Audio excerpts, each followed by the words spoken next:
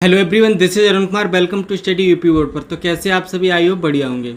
तो कुछ समय पहले मैंने एक IUPAC की सीरीज स्टार्ट की थी जिसमें मैंने आप लोगों को IUPAC के नामकट के लिए सिखाया था, यानी IUPAC का नाम कैसे बनाते, ये सब के लिए मैंने आपकी एक सीरीज स्टार्ट की थी। हालांकि वो सीरीज़ मैंने कंप्लीट नहीं कर पाई थी, कुछ कार्ड की वजह से रुक गई थी, लेकिन उसमें कुछ बेसिक चीज़ें मैंने आप लोगों को बता दी थी कि IUPAC क्या होता है, IUPAC के नाम कैसे बनते हैं। तो हालांकि जो बता दिया तो अच्छा था। आप लोगों ने, जिन लोगों ने देखा है अच्छी बात, जिन लोगों ने नहीं देखा है उन्हें मैं फिर दोबारा से उसी सीरीज़ को स्टार्ट कर रहा हूँ और आप लोगों को बिल्कुल बेसिक से ही बताऊँगा। तो चलिए फिर स्टार्ट करते हैं। हालांकि मैं बता दूं, अगर आपने कुछ चीज़ें बेसिक पढ़ रखी हैं तो आपको और अच्छी बात है, अगर नहीं भी पढ़ रखी हैं तो कोई भी प्रॉब्लम की बात नहीं है, आप बिल्कुल आसानी से सब कुछ अच्छे से समझेंगे। तो चलिए फिर स्टार्ट करते हैं। तो सबसे पहले हम बेसिक सी बात स्टार्ट करते हैं। तो हम सबसे पहले यही समझ लेते हैं कि IUPAC होता क्या है, यानी हमारी यही है कि IUPAC का नाम क्या है, यानी IUPAC नामकरण है क्या। तो देखो इसमें दिया गया है IUPAC international union pure of applied chemistry. जो IUPAC की फुल फॉर्म होती है, वो फुल फॉर्म क्या होती है, international union of pure and applied chemistry. अब ये समझते हैं IUPAC होता क्या, ये तो फुल फॉर्म हो गई। तो देखो इसमें आगे दिया गया है रासायनिक यौगिकों के एक व्यवस्थित और वैश्विक रूप से स्वीकृत नाम देने की प्रणाली है। IUPAC क्या है, जो रासायनिक यौगिक उनके एक व्यवस्थित और वैश्विक रूप पर एक स्वीकृति नाम देने की प्रणाली है। यह है यौगिक की संरचना के आधार पर उनके नाम आधारित करता है ताकि रासायनिक और वैज्ञानिकों को आसानी यौगिकों की पहचान कर सके। अब देखो ये तो जो डेफिनेशन में लिखा है वो बताया मैंने, अब आपको आसानी से भाषा में समझाते हैं कि IUPAC क्या होता है। सपोज करो जैसे अपने यहाँ आलू की खेती होती है, जैसे अपने राज्य की बात कर ले, जैसे यूपी वाले हैं, यूपी वाले उसे आलू को आलू कहते हैं, लेकिन अगर हम मध्य प्रदेश में MP में चले जाएं तो उसे बैगन कहते हैं। है आलू लेकिन उसे क्या बोलते हैं, बैगन बोलते हैं। लेकिन वहीं हम राजस्थान में चले जाएं तो उसे लौकी बोलते हैं। वहीं अगर हम उधर उत्तराखंड में चले जाएँ तो उसे तुरई बोलते हैं। मतलब आलू के अलग अलग नाम रख दिए जाएँ। अब बात की जाए एक इंडिया के अंदर ही, अब इतने कन्फ्यूजन हो जाएगा। आप राजस्थान में जाओगे आप कहोगे इसे ये क्या कह रहे हैं, उत्तराखंड में जाओ इसे कुछ और कह रहे हैं, MP मध्य प्रदेश में जाओ तो इसे कुछ और नाम से जानते हैं। तो कहीं ना कहीं ये प्रॉब्लम कर रहा था, लेकिन चीज़ वही है। ऐसे ही बात करते हैं वैश्विक स्तर पर देखते हैं तो कई सभी कंट्री अलग अलग हैं, सभी रासायनिक वैज्ञानिक अलग अलग हैं। लेकिन अब जैसे मैथेन होता है, मैथेन एक CH4 गैस होती है, मैथेन गैस होती है। अब लिखने पर जैसे लिखा जाता है, मैथेन को लिखोगे तो CH4 लिखा जाता है, ठीक, इसे मैथेन पढ़ोगे। लेकिन बात करते हैं अगर इसी को इंडिया में मैथेन बोलते हैं, चाइना वाले इसे एथेन बोलें और अमेरिका वाले प्रोपेन बोलें, तो कहीं ना कहीं कन्फ्यूजन हो जाए। तो क्या किया गया, वैश्विक स्तर को सभी देशों के एक संगठन बनाया गया, जिसे IUPAC एक संगठन बनाया गया। उसमें सभी रासायनिक कार्बनों के एक व्यवस्थित नाम रखे गए। व्यवस्थित नाम किस वजह से रखे गए, देखो कोई भी रासायनिक, कोई भी वैज्ञानिकों की खोज या कुछ भी चीज़ें होती है तो आपस के देशों के वैज्ञानिक मिलकर के काम करते हैं। तो एक कन्फ्यूजन ना हो कि उसे हम कोई इंडिया वाले कुछ और कह के बुलाएं, चाइना वाले कुछ और बुलाएं, अमेरिका वाले कुछ और बुलाएं, रूस वाले कुछ और बुलाएं। तो इसलिए उनका एक नाम रखा गया कि कोई भी पढ़े उसे एक ही नाम से जानेंगे। तो ये एक संगठन बनाया गया IUPAC, उसी के आधार पर नामकरण किए गए। तो वही क्या होता है, IUPAC। अब हम आसानी से समझ सकते कि IUPAC की क्यों ज़रूरत पड़ी और IUPAC नाम कैसे क्या होता है। तो यहाँ तक हमारा क्लियर हुआ कि IUPAC क्या है। आगे बात करते हैं IUPAC कार्बनिक यौगिकों के IUPAC के नामकरण के नियम, यानी नियम हम समझेंगे कि IUPAC के नियम क्या होते हैं और IUPAC कैसे बनाई जाएगी। तो देखो इसमें दिया गया है कि सबसे लंबी कार्बन श्रृंखला का चयन। देखो कार्बन श्रृंखला क्या होती है, जैसे एग्जाम्पल के लिए जैसे लिखा है CH3 CH2 CH2 CH3। तो वही यहाँ बात की है कि सबसे लंबी कार्बन श्रृंखला का चयन। तो सबसे पहले भी ये श्रृंखला देखते हो, ये हमारी एक श्रृंखला दी गई है, तो सबसे पहले इस श्रृंखला का हम चयन करेंगे। तो देखो दिया है मुख्य श्रृंखला, यौगिक में सबसे लंबी निरंतर कार्बन श्रृंखला को चुनें। मुख्य श्रृंखला यौगिक का आधार नाम तय करती है। आगे नामकरण है, कार्बन परमाणु के आधार पर नाम दिया जाता है। देखो मुख्य रूप से ये बताया गया है कि जो कार्बन की श्रृंखला होती है, उस कार्बन की श्रृंखला का जो मुख्य IUPAC का जो मुख्य नाम होगा वो कार्बन की श्रृंखला ही डिसाइड करेगी कि क्या नाम बनेगा। जैसे यहाँ दिया गया है कार्बन परमाणुओं के आधार पर नाम दिया जाता है। अब ये कार्बन परमाणु क्या होते हैं, हम सबसे पहले एक श्रृंखला देखते हैं, मुख्य लंबी श्रृंखला चयन करते हैं। उस श्रृंखला के बाद में क्या करते हैं, उस श्रृंखला में हम कार्बन की परमाणुओं की काउंटिंग करते हैं, उसी के आधार पर मुख्य नाम बनेगा। जैसे सपोज के लिए मैं आप लोगों को बताता हूँ, यहाँ देखो एक लिखा, मतलब एक कार्बन है तो क्या होता है मिथ, सेकंड कार्बन, 2 कार्बन पे क्या होता है इथ, 3 कार्बन पे क्या होता है प्रोप होता है, 4 कार्बन पे क्या होता है ब्यूट आता है, और 5 कार्बन पे पेंट होता है, 6 कार्बन पर हेक्स होता है, 7 पर हेप्ट, 8 पर ऑक्ट, 9 पर नॉन और 10 पर डेक। ये लास्ट वाले जो दिए गए यही रखना है। जैसे एक कार्बन दिया गया तो क्या आएगा मिथ, इथ, प्रोप, ब्यूट, पेंट, हेक्स, ये सभी आते हैं। हालांकि ये चीज़ें लिखी, इन चीज़ों को आप नहीं रखना कि जैसे यहाँ लिखा है carbon, methane, ethane, propane, butane, एंटेन, ये आपको पढ़ने की जरूरत नहीं, बस ये चीज़ रखना है कि अगर एक कार्बन आ रहा है तो क्या मिथ आएगा, अगर 2 कार्बन है तो क्या आएगा इथ आएगा। ये मतलब 10 तक ये दिए गए हैं और लास्ट में इनके ये नाम दिए गए हैं। तो ये चीज़ें आसानी से याद रखनी है आपको, जिससे दिक्कत ना हो। अब जैसे मैंने फर्स्ट टाइम बताया क्या सबसे लंबी श्रृंखला का चयन करेंगे, उसके बाद कार्बन की संख्या यानी नंबरिंग ही डिसाइड करेगी कि उसका मुख्य नाम क्या बनेगा। सपोज दैट के लिए जैसे मैंने यहाँ लिखा था CH3, CH2, CH2, CH2। Carbon क्या होता है ये तो आपको पता है, C क्या होता है कार्बन होता है। तो यहाँ देखोगे एक कार्बन है, 2 कार्बन, यानी नंबरिंग कर लेते हैं, जैसे 1 2 3 4, यानी टोटल कार्बन कितने हो गए हमारे 4 कार्बन हो गए। 4 कार्बन के लिए जैसे हम यहाँ देखते हैं 4 कार्बन पे 1 2 3 4, 4 कार्बन पे हमें क्या मिलता है ब्यूट। तो ये इसकी मुख्य रूप से ब्यूट, इसमें अगर मुख्य रूप से देखा जाएगा, अगर इसका नाम आएगा तो क्या आएगा ब्यूट। यानी जो श्रृंखला का IUPAC का जो नामकरण है इसका जो मुख्य नाम रहेगा वो क्या नाम तय करेगा, कार्बन की संख्या 4 है और 4 पर क्या आएगा ब्यूट। तो ये यहाँ से डिसाइड होता है। चलिए आगे बात करते हैं। आगे देखो दिया गया क्रियात्मक समूह की पहचान। ये क्या होता है, जैसे कार्बन की श्रृंखला दी जाती है तो उसमें हमें पहचानना होता है कि जो क्रियात्मक समूह होता है, यानी क्रियात्मक समूह कौन सा समूह लगा होता है। आगे देखो दिया गया है क्रियात्मक समूह यौगिक के गुणों को निर्धारित करता है और नाम में प्रत्यय यानी सफिक्स के रूप में जोड़ा जाता है। देखो क्रियात्मक समूह क्या होता है, जो समूह गुण, जो गुण होते हैं यौगिकों के गुण होते हैं, उसे निर्धारित करता है कि ये कैसे गुण प्रदर्शित करेगा, यानी क्या गुण होगा। और उसके नाम की बात की जाए तो उसे सफिक्स में लगाया जाता है, यानी प्रत्यय के रूप में। तो देखो आपने हिंदी में भी पढ़ा होगा कि प्रत्यय, प्रत्यय क्या होता है, जो नाम के पीछे लगा होता है। जैसे लिखा हो कर, कर क्या हो गया प्रत्यय लगाना, तो जैसे जोड़ कर, जोड़ कर, घटा कर, तो ये लास्ट में क्या आ रहा है कर, तो ये कर क्या हो गया हमारा प्रत्यय हो गया। तो आई होप समझ आप आसानी से समझ चुके हो। तो यहाँ क्या क्या है, नाम के प्रत्यय यानी सफिक्स के रूप में जोड़ा जाता है। तो जो भी श्रृंखला में हमें क्रियात्मक समूह मिलेगा उस क्रियात्मक समूह वही डिसाइड करेगा कि उसके गुण कैसे होंगे, और जब उसका नाम लिखेंगे तो सफिक्स में लिख देंगे, यानी नाम प्रत्यय के रूप में पीछे जोड़ देंगे। आगे दिया गया है जैसे एग्जाम्पल के रूप में दिया गया है एल्केन। एल्केन जब होगी तो एल्केन में हम क्या जोड़ेंगे एन, और इसे संतृप्त हाइड्रोकार्बन केवल एवन। देखो एल्केन की जो पहचान दी गई वो क्या होता है, कैल्विन क्या होता है संतृप्त हाइड्रोकार्बन। एल्केन कैसी होती है संतृप्त हाइड्रोकार्बन। अब संतृप्त हाइड्रोकार्बन को हम आसानी से समझते हैं। देखो जैसे हमारा कार्बन दिया जाता है, ये क्या होता है कार्बन। हमेशा याद रखना कार्बन के 4 बॉन्ड होते हैं, ये इसकी जो संयोजकता होती है वो 4 होती है, तो यहाँ 4 बॉन्ड शेयर करता है। अब यहाँ देखो कार्बन के 4 बॉन्ड, तो ये 4 हाइड्रोजन चाहिए होते हैं। अगर एक कार्बन पर चारों जो बॉन्ड होते हैं वो चारों तरफ क्या लगा हो, चारों तरफ बॉन्ड यानी हाइड्रोजन से पूर्ण हो रहे हो, तो हमारा क्या कहलाएगा एल्केन, और यही क्या होता है संतृप्त हाइड्रोकार्बन।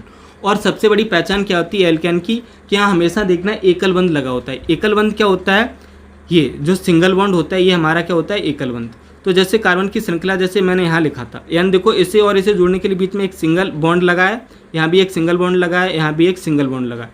जो बीच में इस प्रकार से जोड़ा जाता है इसे बॉन्ड बोलते हैं, यानी बंधन, यानी एकल बंधन। जैसे सिंगल बॉन्ड, डबल बॉन्ड, बंधन या बॉन्ड, इंग्लिश में बॉन्ड करते हैं, हिंदी में बंधन बोलते हैं। तो ये जहाँ भी सिंगल लगा रहेगा ये पहचान है एल्केन की। जैसे इसमें देखो जगह जगह ये लगे सिंगल, एक लगा है ना, तो ये कैसी है एल्केन। तो भाई यहाँ पर बताया गया था कि एल्केन के लिए क्या होगा, एल्केन को हम संतृप्त हाइड्रोकार्बन भी कहते हैं और इसके साथ सिंगल बॉन्ड लगा रहता है। तो ये क्या है अपक्रियात्मक समूह है।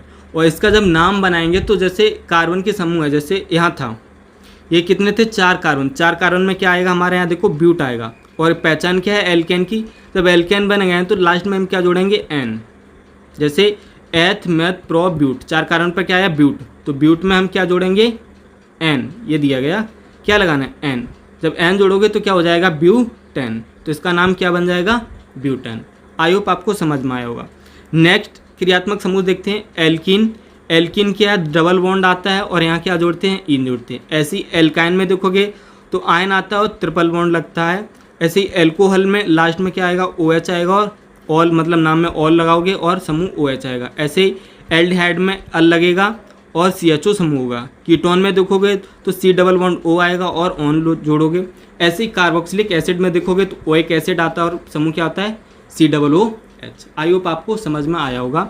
ये सब यहाँ आपको समझना है कि अपक्रियात्मक समूह कौन कौन होते हैं। अभी आपको ये नहीं मैंने बताया कि इनका नाम कैसे बनेगा, सिर्फ आपने ये समझा है कि क्रियात्मक समूह की पहचान कैसे करेंगे। अगर एल्केन होगा तो देख आना सिंगल बॉन्ड लगा होगा, एल्कीन होगा तो डबल बॉन्ड लगा होगा, और एल्काइन होगा तो ट्रिपल बॉन्ड लगा होगा, और एल्कोहल होगा तो OH लगा मिलेगा। ऐसी एल्डिहाइड होगा तो CHO होगा, कीटोन होगा तो C डबल बॉन्ड O होगा, और कार्बोक्सिलिक एसिड होगा तो C डबल OH होगा। ये इसकी पहचान है। आगे देखते हैं थर्ड नंबर पे क्या नियम कहलाता है। तो शाखाओं का नामकरण, यानी शाखाएं जो दी जाती हैं उनका नामकरण किया जाता है। जैसे यहाँ देखो दिया है, यदि कार्बन की श्रृंखला में जैसे मिथाइल इथाइल हो तो उन्हें उपसर्ग यानी उपसर्ग प्रीफिक्स के रूप में जोड़ा जाता है। जैसे सामान्य उपसर्ग में CH3 में क्या है मिथाइल है, यहाँ क्या है इथाइल है, यहाँ क्या है प्रोपाइल है। यहाँ देखो शाखाओं में क्या बताया गया कि उपसर्ग के रूप में जोड़ते हैं। जैसे 3 देखो यहाँ इसे इसके लिए मैं आप लोगों को एक बताता हूँ। यहाँ होता है एल्किल समूह, एल्किल समूह ये सभी जो बनते हैं ये एल्किल समूह से बनते हैं। तो हालांकि जब मैं आपको आगे पढ़ाऊंगा तो आपको क्लियर कर दूंगा कि CH3 पर मिथाइल कैसे बनेगा, C2H5 पर इथाइल कैसे बनेगा, C3H7 पर प्रोपाइल कैसे बनेगा। यहाँ तक मतलब ये चीज़ पढ़ लो, लेकिन आगे आपको डिटेल में समझा देंगे जिससे कोई भी प्रॉब्लम ना हो। आगे दिया है यदि एक ही प्रकार की कई शाखाएं हों तो जैसे डाई मतलब 2, ट्राई 3 मतलब डाई के लिए 2 आएगा, ट्राई के लिए 3 आएगा और टेट्रा के लिए 4 आएगा आदि का उपयोग करें। मतलब जैसे कोई अपक्रियात्मक समूह या कोई चीज़ है जो रिपीट में दिया गया डबल बार लिखा है तो इसके लिए हम क्या करेंगे, अगर 2 दिया गया तो डाई लिख देंगे, और 3 दिया गया तो ट्राई लिखेंगे, और 4 दिया गया तो टेट्रा लिखेंगे। मतलब कोई चीज़ लिखी है तो उसके नाम भी साथ में जोड़ देंगे। नेक्स्ट लिखा है कार्बन की श्रृंखला की संख्या। देखो देखा मुख्य श्रृंखला के कार्बन परमाणुओं को क्रमांक दें ताकि क्रियात्मक समूह शाखा को सबसे कम संभव संख्या मिले। तो को इसमें ये चीज़ बताइए, जैसे श्रृंखला लिखी होती है तो जैसे ये कार्बन की श्रृंखला लिखी हुई है, सपोज मैं दोबारा लिख के बताता हूँ आपको। जैसे ये लिखा है CH3 लिखा है, CH2 लिखा है, CH2 CH3 और 1 मिनट जैसे यहाँ लिखा हो Br और CH3। अब यहाँ बात की गई कि यहाँ बताया कि अगर क्रियात्मक समूह या शाखा हो तो सबसे कम संख्या मिले। अब जैसे अगर इधर से हम काउंटिंग करेंगे तो फर्स्ट, सेकंड, थर्ड, फोर्थ, ये Br जो लगा है ये कहीं ना कहीं संख्या में मतलब ये क्रियात्मक समूह है। तो अगर इधर से हम काउंट करेंगे तो इससे संख्या ज़्यादा मिल जाएगी। ये कितने नंबर पर आ गया, 4 नंबर पर। लेकिन हमें क्या देखना है कि जो भी क्रियात्मक समूह लगा होगा उससे सबसे कम संख्या मिले। तो इसके लिए हम क्या करेंगे, इसके लिए हम पीछे से काउंटिंग करेंगे 1 2 3 4 5। अब यहाँ क्या हो गया, इसके देखो को Br जो लिखा है ये क्रियात्मक समूह है तो इसे सबसे कम संख्या मिली। तो यही हमारा इसमें लिखा था कि हम कोशिश ये करेंगे जो हमारा क्रियात्मक समूह है उससे कम संख्या मिले, यानी नंबरिंग कम मिले। आगे दिया यह दोहरा बंधन या तीरा कार्बन पर है तो इसे 3इन कहा जाएगा। देखो ये लिखा है दोहरा बंधन तीसरे कार्बन पर है तो इसे 2,3इन कहा जाएगा। हालांकि आपको ये अभी समझ में नहीं है ये लाइन क्या कहती है, जब मैं आपको आगे बताऊंगा तो बिल्कुल क्लियर हो जाएगी। आगे देखो लिखा है नाम लिखने का क्रम, यानी जब हम नाम लिखेंगे तो इसे किस क्रम में लिखेंगे। तो आगे देखो दिया गया उपसर्ग शाखाएं, यानी जब हम किसी शाखा का कोई उपसर्ग लिखा, जैसे मैंने अभी आपको यहाँ बताया था ये Br है तो सबसे पहले ये उपसर्ग शाखा है तो इसका नाम सबसे पहले Br लिखोगे, Br का नाम लिखा जाएगा। उसके बाद मुख्य श्रृंखला का नाम, इसकी मुख्य श्रृंखला क्या कहलाती है, मैंने अभी आपको बताया था कार्बन काउंट करने हैं, कार्बन काउंट के बाद ही डिसाइड के कार्बन की संख्या ही बताएगी मुख्य श्रृंखला का नाम क्या होगा। जैसे यहाँ देखोगे 1 2 3 4 5 5 हो गया। 5 पर हमारा क्या आता है, यहाँ पर देखो 5 पर क्या आता है पेंट। तो ये कार्बन की मुख्य श्रृंखला में क्या आएगा, पेंट। मुख्य श्रृंखला में क्या बन जाएगा, पेंट। फिर प्रत्यय क्रियात्मक पीछे प्रत्यय मैंने जो पीछे लगाए जाते हैं तो जो क्रियात्मक में जो पीछे आएंगे, जैसे यहाँ देखो सभी सिंगल बॉन्ड में लगा है तो ये क्या हो गया एल्केन। और एल्केन के लिए मैंने अभी ऊपर आगे आपको क्या बताया था, जैसे ये था एल्केन, यहाँ सभी सिंगल बॉन्ड से जुड़े, लास्ट में क्या जोड़ोगे N, तो यानी ये हमारा क्या हो गया प्रत्यय। तो ये लगाया क्रियात्मक समूह जोड़ा जाएगा। उसके बाद शाखाओं को वर्णमाला क्रम में लिखें। वर्णमाला क्रम से मतलब क्या है, जैसे यहाँ दियो इथाइल मिथाइल से पहले आएगा। अब इथाइल को अगर इंग्लिश में लिखोगे तो ई पहले आएगा, मिथाइल में लिखोगे तो एम पहले आएगा। अब अंग्रेजी के वर्णमाला क्रम में देखोगे तो पहले किसे रखोगे, ई को, एम को बाद में रखोगे। तो इसी प्रकार से जैसे इथाइल पहले आएगा, मिथाइल बाद में आएगा। तो आई होप आपको इतना समझ में आया होगा। ये मैंने आपको ऑरली बताया है, लेकिन अभी इसके कोई एग्जाम्पल के नहीं कराए हैं, लेकिन अब हम कुछ उदाहरण के तौर पर भी समझते हैं कि ये सब कैसे होता है। जैसे उदाहरण में हमारा फर्स्ट दिया गया। अब मैंने आपको क्या बताया था, कार्बन की संख्या को काउंट करने के लिए। तो इसके लिए आपको कुछ नहीं करना है, ये नाम नोट कर लेना। ये चीज़ें हैं, इसे मैं अरेंज करके बताता हूँ। हाँ, ये देखिए, यहाँ जैसे लिखना नंबर 1 लिख लेना, उसके आगे लिख लेना मिथ, नंबर 2 के आगे लिख लेना इथ। यानी यहाँ से कार्बन काउंट करोगे, जितने कार्बन आएंगे, जैसे अगर कार्बन हमने काउंट किए 7 कार्बन निकल आए, तो हमारा मुख्य क्या निकल के आएगा, हैप। ऐसे आप नोट कर लीजिएगा। हालांकि आपको एक बार में तो याद नहीं है, मुझे याद है तो मैं आपको एग्जांपल करा रहा हूँ, लेकिन आप नोट करके लर्न भी कर लीजिएगा। आगे देखते हैं, जैसे हमारा ये वाला उदाहरण था। यहाँ देखिए, देखो सबसे पहले ये लिखा है, मैं इसे साफ दूसरी जगह लिख ले रहा हूँ जिससे आपको आसानी से समझ में आ जाए। जैसे लिखा था CH3 CH2 और CH3। अब देखो, सबसे पहले हमने क्या बताया था, सबसे पहले हमारा काम है कार्बन की श्रृंखला को देखना। तो ये हम कार्बन की श्रृंखला को देखने के बाद हम देखते हैं कि इसमें काउंटिंग करेंगे। तो जब इसमें कोई क्रियात्मक समूह नहीं लगा तो हम आगे पीछे किधर से भी कर सकते हैं। तो जैसे हम इधर से पीछे से कर रहे 1 2 3, यहाँ तक आपको मिलने के बाद आपने कार्बन गिन लिया। अब आपको एक चीज़ पता है, इस कार्बन की श्रृंखला जो IUPAC का नामकरण होगा, हमें उसका मुख्य नाम पता चल गया, मुख्य श्रृंखला का नाम पता चल गया। यानी 3 कार्बन पे हमारा क्या आएगा, आपने को मैंने जो ऊपर दिखाया तो आप देख लेना 3 पर क्या आता है। देखो फर्स्ट पे आता है मेथ, इथ, फिर प्रोप। तो 3 कार्बन पे क्या आएगा, प्रोप। उसके बाद हमने देखा था जो क्रियात्मक समूह होते हैं वो किस में लगाए जाते हैं, प्रत्यय के रूप में, यानी सफिक्स में। प्रत्यय मतलब पीछे जोड़े जाएंगे। अब यहाँ देखो सभी में क्या दिया गया है, सिंगल बॉन्ड दिया गया है, सिंगल बॉन्ड दिया गया। सिंगल बॉन्ड क्या था हमारा, एल्केन था। एल्केन में क्या लगाता था, सिंगल बॉन्ड। जैसे ये देखो, हाँ ये रहा, क्या है, एल्केन। एल्केन में क्या होता है, केवल एकल बंध। तो यहाँ देखोगे सभी के दोनों, सभी के बीच में क्या है, सिंगल सिंगल लगा है। तो ये क्या हो गया हमारा, एल्केन। और एल्केन के नाम में क्या हम ऐड करेंगे, एन। प्रत्यय क्या लगाएंगे हम, एन। अब सोचो आप, प्रोप में अगर हम एन जोड़ देंगे तो क्या बन जाएगा हमारा, प्रोपेन बनेगा। तो इसका नाम क्या बन जाएगा, एक सेकंड, अब देखते हैं। यहाँ था प्रोप, क्योंकि हमने कार्बन जोड़ के मुख्य नाम निकाल लिया था, 3 कार्बन थे तो प्रोप बन गया। हमने देखा सभी के बीच में सिंगल बॉन्ड लगाया, तो सिंगल बॉन्ड एल्केन में लगता है। और एल्केन के प्रत्येक रूप में हम क्या जोड़ते हैं, एन। तो प्रोप में हम एन जोड़ देंगे तो हमारा नाम क्या बन जाएगा, प्रोपेन। प्रोपेन, ये हमारा IUPAC नाम बन गया।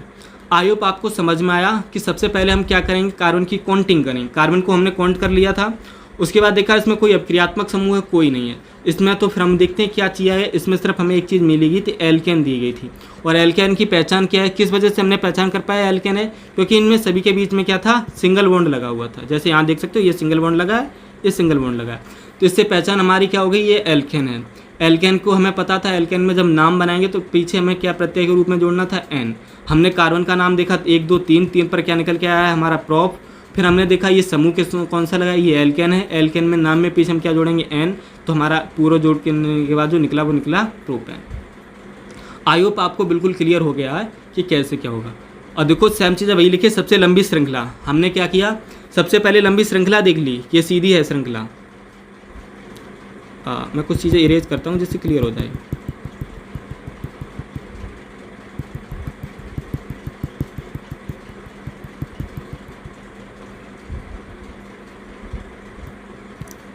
क्या देखो, सबसे लंबी श्रृंखला देखिए हमने। सबसे लंबी श्रृंखला से मतलब यह था हम कार्बन की काउंटिंग कर लेंगे। तो जैसे हमने काउंट कर लिया था, फर्स्ट सेकंड थर्ड हो गया था, ये थर्ड पे था, ये सेकंड पे था, फर्स्ट था। सबसे कार्बन श्रृंखला देख ली। अब हमारा कार्बन की IUPAC का मुख्य नाम पता चल गया, हमारे इस श्रृंखला का मुख्य नाम क्या बनेगा। वो हमारा क्या बन रहा था, 3 कार्बन पे क्या आता था, प्रोप। हालांकि मैंने ऊपर अभी दिखाए थे आपको, वहाँ से आप नोट कर लेंगे तो कार्बन की काउंटिंग में कोई दिक्कत नहीं आएगी। उसके बाद देखो कोई अपक्रियात्मक समूह नहीं है, इसमें कोई कार्यात्मक समूह नहीं था, सिर्फ एक क्या था, एल्केन था। और हमने पता है एल्केन कैसे पहचाना हमने, क्योंकि इनके बीच में सिंगल बॉन्ड लगा था। और हमें पता था एल्केन की प्रत्यय के रूप में हम क्या जोड़ते हैं, एन, तो इसका नाम क्या बन गया था हमारा, प्रोपेन, और इसका नाम भाई निकला, आईयूपीएसी नाम क्या बना, प्रोपेन। सपोज दैट के लिए एक एग्जांपल और मैं आपको कराता हूँ, जैसे लिखा हो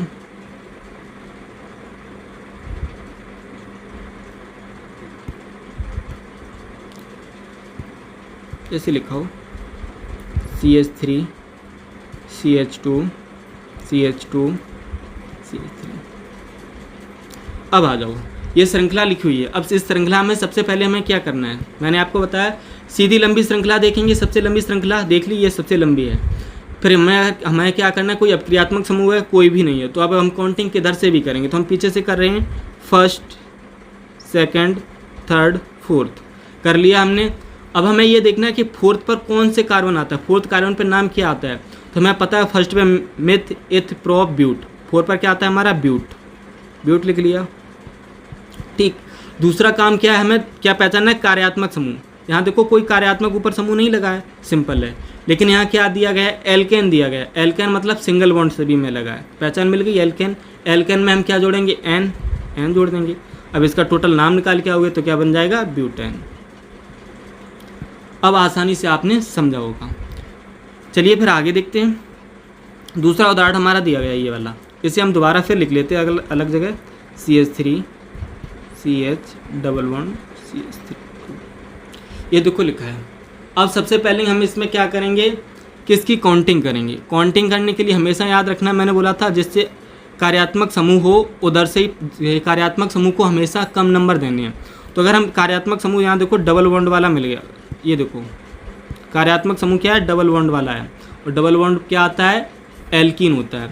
तो हम काउंटिंग इधर से करेंगे, एक, जैसे 1 2 3, तो इधर से काउंटिंग में ये 3 पर आ गया, लेकिन हमें 3 पर नहीं ले जाना, सबसे कम संख्या देनी है इसे। तो हम क्या करेंगे, पीछे से काउंटिंग कर देंगे, फर्स्ट, सेकंड, थर्ड, देख लिया हमने। और देखो इससे बात क्या आता है, हमें एक कार्बन मतलब इसका मुख्य नाम पता चल गया। 3 कार्बन पे क्या आता है हमारा, प्रोप, हमने देख लिया प्रोप। हमने कार्यात्मक समूह देखा, कार्यात्मक समूह हमें क्या मिल गया, डबल बॉन्ड वाला मिल गया। और डबल बॉन्ड वाला क्या होता है, मैं आपको फिर से दिखाता हूँ, हालांकि ये एल्कीन होता है, मैं आपको बता दूँ। देखो यहाँ लिखा है दोहराबंद, यानी दोहराबंद ये चीज़ लिखी होती है। यहाँ क्या होता है, दोहराबंधन में क्या होता है, एल्कीन होता है, और जो नाम के पीछे जोड़ेंगे वो क्या हम जोड़ेंगे, इन। अब आइए आते वहीं देखते हैं, ये रहा, देखो यहाँ डबल बॉन्ड लगा है, ये डबल, जैसे ये डबल लाइनें खींची हुई हैं, यहाँ पर देखिए, ठीक। तो हमने पहचान कर लिया इसका क्या है, डबल बॉन्ड हो गया। तो डबल बॉन्ड में हमने क्या जोड़ना था, इन जोड़ना था।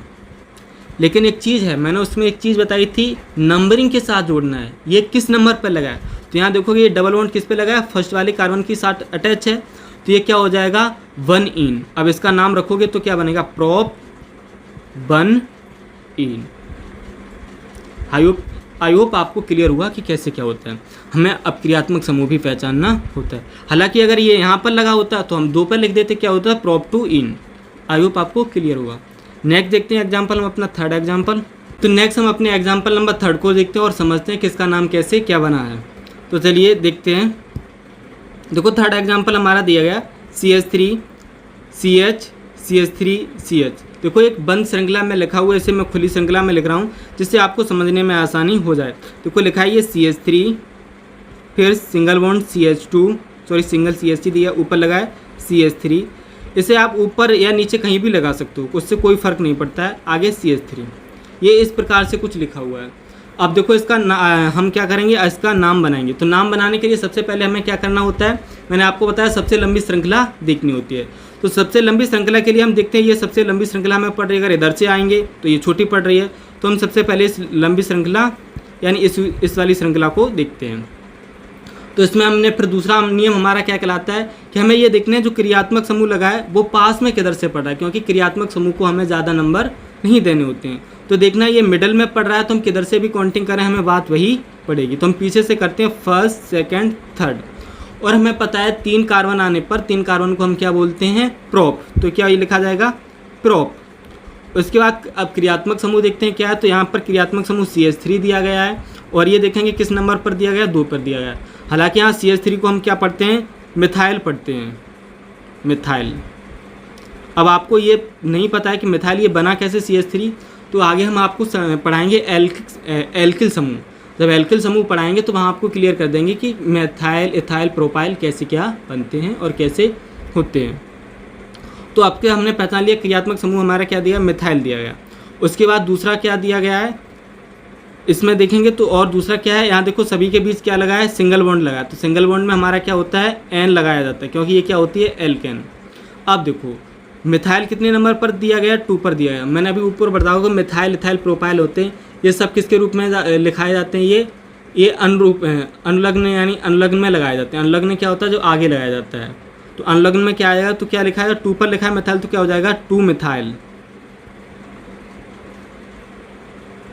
और प्रोप में हम क्या जोड़ना है, एन, क्योंकि सिंगल बॉन्ड दिया, तो क्या हो जाएगा प्रोपेन। इसका नाम क्या बनेगा, 2 मिथाइल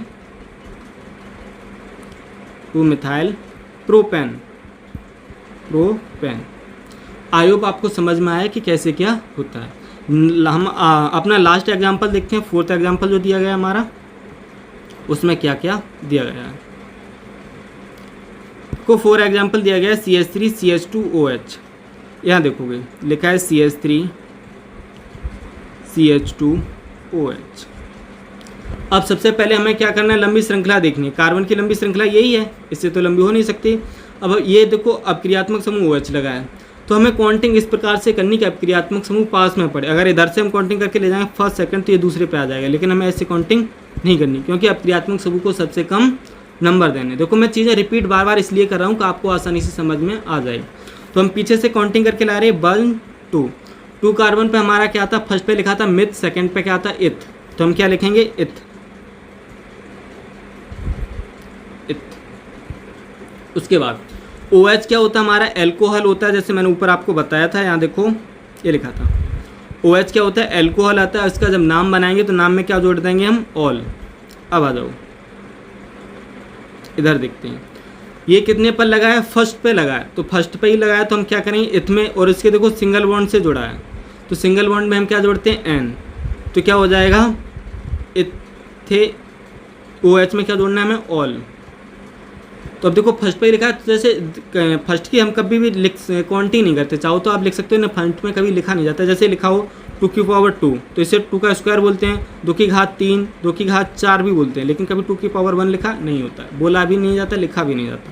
तो इस प्रकार से इसका नाम जो हम बनाएंगे वो क्या हो जाए, इसमें इथेन, जैसे इथेन है, इथेन एन जोड़ोगे भाई और प्लस ऑल करोगे, तो इससे क्या नाम जो ऐड करके बनाओगे लास्ट में, वो हमारा नाम क्या बन जाएगा, ये देखो क्या था, 2 कार्बन पे हमारा इथ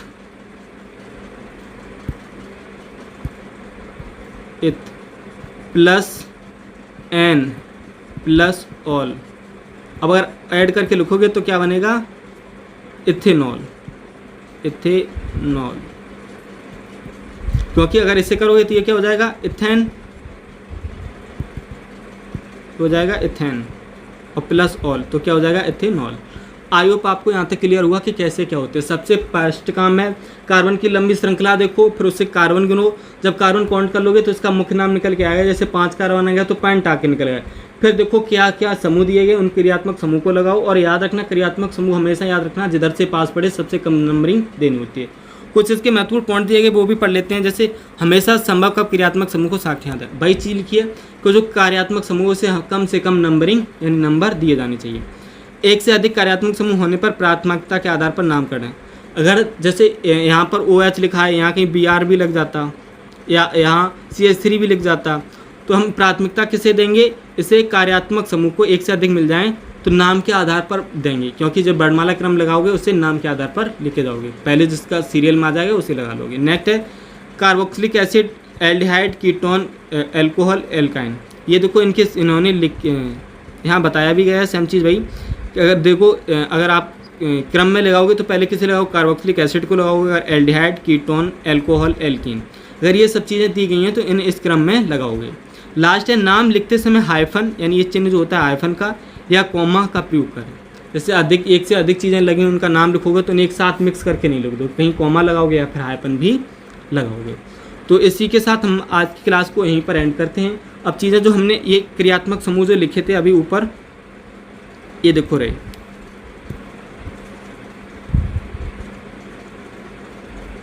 ये जो हमारे क्रियात्मक समूह दिए गए हैं इन सभी क्रियात्मक समूह को हम एक एक करके समझेंगे। जैसे कहीं OH लिखा है तो OH को ऑल कैसे कर देते, क्या होता है, ये सब चीज़ें मैं आपको नेक्स्ट क्लास में क्लियर करूँगा। यहाँ आपने सिर्फ बेसिक चीज़ें सीखी हैं, वो मैं आपको बताता आपने क्या क्या सीखा। IUPAC क्या होता है ये सीख लिया, कार्बन की श्रृंखला सीधी काउंट करना सीख लिया, कार्बन के नाम सीख लिए, और उसके बाद हमने सबसे पहले कार्यात्मक समूह को पहचानना सीखा है, और क्रियात्मक समूह को किधर से काउंट करेंगे वो भी सीखा है। तो कुछ बेसिक चीज़ें सीखी हैं और आई होप आपको समझ में आया होगा। अगर आपको कहीं कोई डाउट है तो आप कमेंट करके भी पूछ सकते हो। तो चलिए फिर आज के इस लेक्चर को यहीं पर एंड करते हैं। कल मिलेंगे नेक्स्ट लेक्चर के साथ और आपको कार्यात्मक समूह को भी अच्छे से पढ़ाएंगे। तो आज की इस वीडियो में जुड़ने के लिए आप सभी का बहुत बहुत धन्यवाद।